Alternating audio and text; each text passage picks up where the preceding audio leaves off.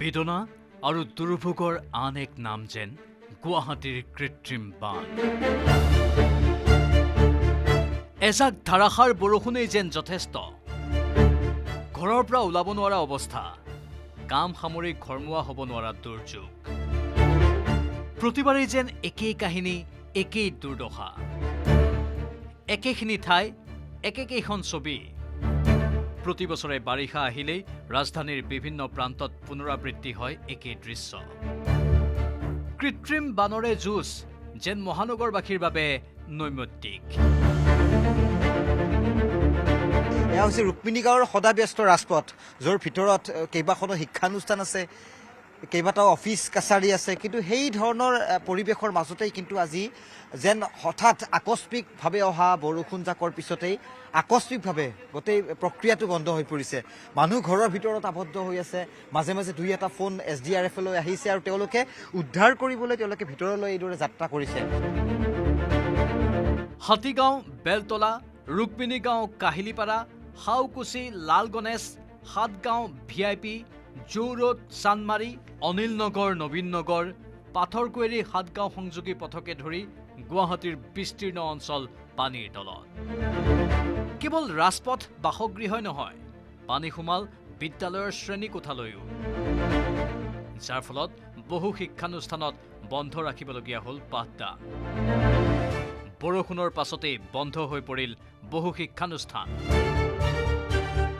গুৱাহাটী মহানগৰীৰ মাজমজিয়াৰ এখন শিক্ষানুষ্ঠানত এই মুহূৰ্তত উপস্থিত আছোঁ, য'ত কিছুদূৰ আগুৱাই আহি মই প্ৰায় একাঠু পানীৰ মাজত এই মুহূৰ্তত অৱস্থান লৈছোঁ। কিন্তু আগলৈ যাবলৈ পৰা এটা পৰিৱেশ নাই, কাৰণ শিক্ষানুষ্ঠানখনলৈ শিক্ষাৰ্থী আহিছে ঠিকেই, কিন্তু আজি পানী হোৱাৰ বাবেই এই শিক্ষানুষ্ঠানখন এই মুহূৰ্তত বন্ধ দিবলগীয়া এটা পৰিৱেশ এই মুহূৰ্তত দেখিবলৈ পাইছোঁ।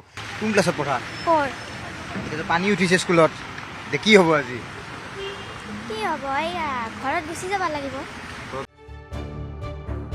ৰুক্মিণী গাঁৱত বানত আবদ্ধ লোকসকলক উদ্ধাৰ কৰিবলৈ বুধবাৰে পুৱাৰে পৰা অভিযান চলালে প্ৰশাসন আৰু SDRF-এ। নাও লৈ বানপীড়িতক নিৰাপদ স্থানলৈ স্থানান্তৰৰ প্ৰক্ৰিয়া চলিল।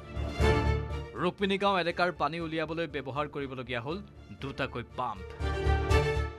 বানত আবদ্ধ বৃদ্ধা মহিলাক উদ্ধাৰ কৰিলে SDRF-ৰ দলে। বৰষুণ গ'ল যদিও সমস্যাৰ অন্ত পৰা নাই। বাসগৃহ, জীৱন জীৱিকা আৰু স্বাভাৱিক পৰিস্থিতি ঘূৰি অহালৈ অপেক্ষাৰত বহুজন। এই কৃত্ৰিম বান সংকটে বানপীড়িতৰ কষ্ট আৰু যন্ত্ৰণাক অধিক অসহনীয় কৰি তুলিছে।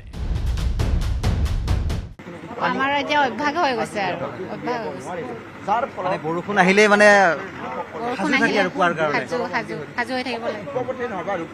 স্কুল কলেজ যোৱা চাগে নিশ্চয় ঘৰত মানুহ আছে, সেইখিনিৰ কাৰণে সমস্যা এটা হয়। স্কুলটো প্ৰায় যাবই নোৱাৰে, বন্ধই হৈ থাকে, আৰু ডিউটিৰ ক্ষেত্ৰতো ঠিক তেনেকুৱাই। পাৰিলে যাওঁ আৰু নোৱাৰিলে আৰু অফে ল'ব লাগে, মানে মিলাব লাগে আৰু এনেকৈ যিয়ে নহওক।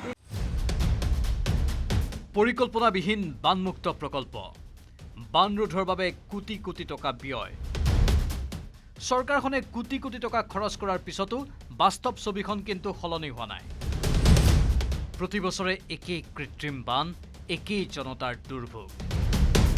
সেয়ে মহানগৰবাসীৰ একেটাই প্ৰশ্ন, কেতিয়া অন্ত পৰিব গুৱাহাটীৰ এই কৃত্ৰিম বানৰ বিভীষিকা? ভিডিঅ' জাৰ্নেলিষ্ট অঞ্জন ডেকাৰ সহযোগত গুৱাহাটীৰ পৰা দীপাংকৰ দাসৰ report, news 18 Assam north east.